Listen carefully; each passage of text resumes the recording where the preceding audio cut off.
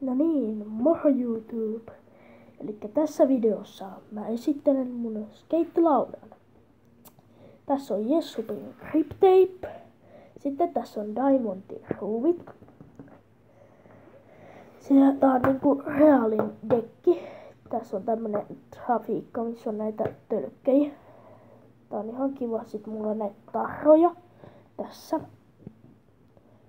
Tän koko on vissiin 7,9 tuumaa. Joo. Mulle se on ehkä semmonen aika lailla sopiva koko. Joo. Astin tänne Union 5:sta. Maksoi vissiin jonkun paljon. Tää nyt maksoi 65 € tää dekki.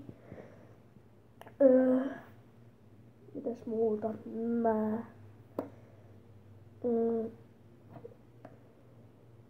No niin, tässä on nää Royalin nää trukit ja näin. Nää matalat trukit. Sitten tässä on nää Darkstarin renkaat. Nää on ihan kivat. Mä ostin nää Saksasta, kun mä kävin Frankfurtista vähän aikaa sitten. Näissä on siis Bones Super Red Slagerit. Nää maksoi 35 € eikä tosi kalliit laakerit kyllä mun mielestä. Mutta on nää ihan kivat laakerit. Mut siellä oli semmoset laakerit, mitkä maksoi 130.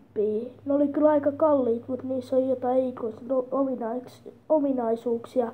Niin kuin, että ne pyörii tosi hyvin ja sitten myöskin niin on ruostumaton teräs. Niissä oli tää valkoinen semmonen toi osa, mikä on tossa toi musta. Ja silleen. Mä olisin kyllä halunnut jonkun muun dekin, mutta tää oli nyt paras, minkä mä löysin sieltä.